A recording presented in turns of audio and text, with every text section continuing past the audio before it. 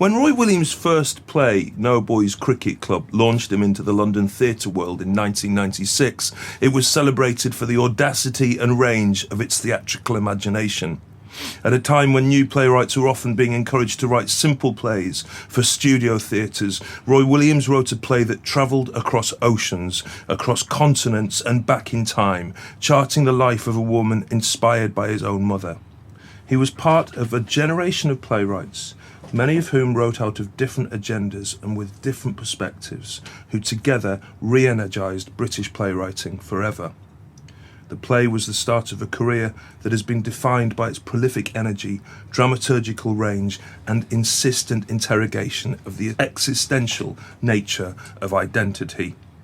His early plays for the Royal Court, Lift Off in 1999 and Clubland in 2002, marked a bold and compelling interrogation of young London men trying to make sense of their relationships to their own race. Compassionate and flinty by turns, they established Roy as a writer of real significance. But it was his next play for the Royal Court, The Coruscating Fallout, a dramatic investigation of the policing of hate crime, and his plays Sing Your Hearts Out for the Lads for the National Theatre and Days of Significance for the Royal Shakespeare Company, that saw him stretch the political and formal considerations of his work to write, in the space of a few years, 3 of the most significant political plays of the last decade. Roy Williams marked himself as a dramatist who looked as unflinchingly at nationalist politics as he did at the brutality of militarisation, at violence and policing as he did at murder on London streets, and at the pathos and failure of Kevin Keegan's football management of the England team as he did at the possibility of tenderness in a city defined by violence.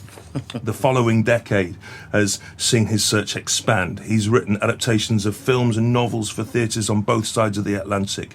He's written for young actors and a musical biography of soul legend Marvin Gaye.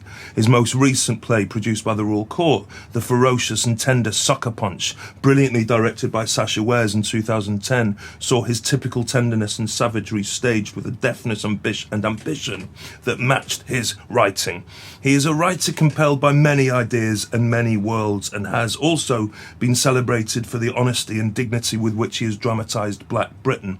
His presence as a role model for young black theatre artists has seen him lauded at international level. But for me, it is his insistent fascination with the same existential questions that define his early plays, with our sense of self when our identities sit so harshly at odds with the cultural constructs of what we're meant to be like, whether those constructs are established on racial, gender, sexual, economic or professional lines, that unify his work and make him one of my generation's most important playwrights. Roy Williams, welcome to the Royal Court. Thank you. That doesn't sound like me at all. I don't know who that